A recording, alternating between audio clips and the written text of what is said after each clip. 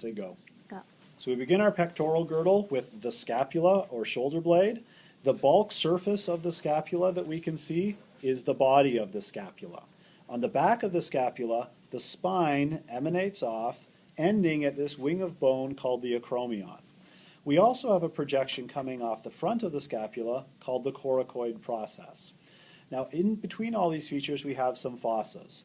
On the front surface of the scapula that faces the ribs, we have the subscapular fossa. Above the spine, we have the supraspinous fossa, and below the spine, we have the infraspinous fossa. Finally, we have the glenoid cavity, which is responsible for receiving the head of the humerus. Another feature of the pectoral girdle that we have is the clavicle. The clavicle, again, has a body or shaft. The flattened end that looks like it's been pinched is called the acromial end, and the blunted end that looks like it was mushed into something is called the sternal end. There's a little bump that sticks down near the acromial end called the conoid tubercle. We move now to the bones of the arm, and the first arm bone that we have is our humerus. Like all long bones, we have our body or shaft, and at the top we have the head.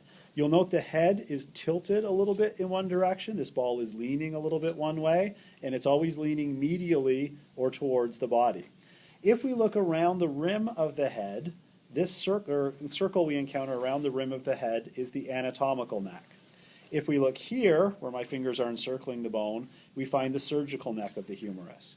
Now up near the head, there are two tubercles. We see the greater tubercle, which is higher and more lateral, and the lesser tubercle, which is lower and more medial. Between the two, there's a valley called the intertubercular groove. If I work my way down the humerus, on the lateral side, about halfway down the body or shaft, we feel a small bump called the deltoid tuberosity. Going now to the bottom of the humerus, we can see our two features, the trochlea, or what I refer to as the spool, and the capitulum, or the ball.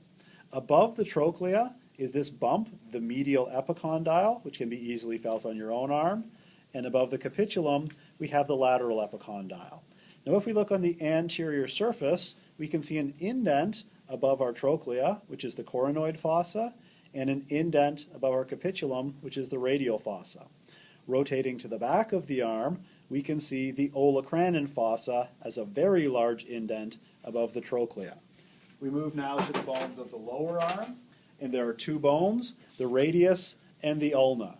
In terms of keeping these two bones clear, I always remember the radius is broader at the wrist, and the ulna is going to make the elbow.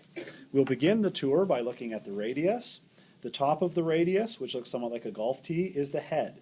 The skinny spot below the head is the neck of the radius, and then we have the radial tuberosity, this very conspicuous bump that we can see. We follow down the body or shaft to the bottom of the radius, and we can see the styloid process, this bump sticking down, which is going to help cup the carpal bones, and we can see the ulnar notch, which is going to receive the head of the ulna. Switching over to the ulna bone, and we look at the top, this wrench-like portion of the ulna, we can see the olecranon process, the top of the wrench, and the coronoid process, the bottom of the wrench, with the trochlear notch in between.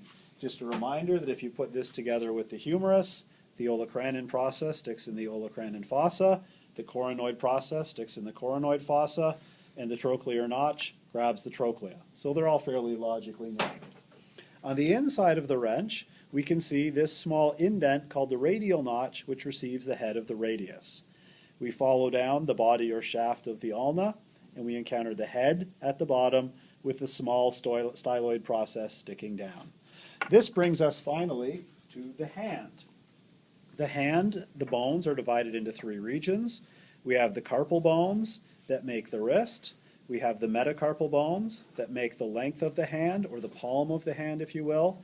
And finally, the phalanges.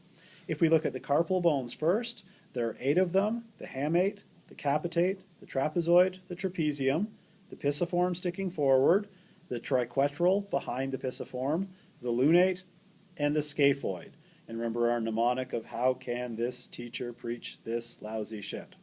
We then move on to our metacarpal bones, and like the foot, they're numbered with 1 for the big toe and 5 for the thumb, and 5 for the baby finger. So 1, 2, 3, 4, 5, working our way across. And finally, we get to the phalanges. Much like the toes, they're numbered, 1 for the thumb, 5 for the baby finger. If we look at the baby finger, we have the proximal phalange closest to the hand, the middle phalange in between, and the distal phalange furthest out. Don't forget the thumb, like the big toe, has only a proximal and distal phalange. And that is all.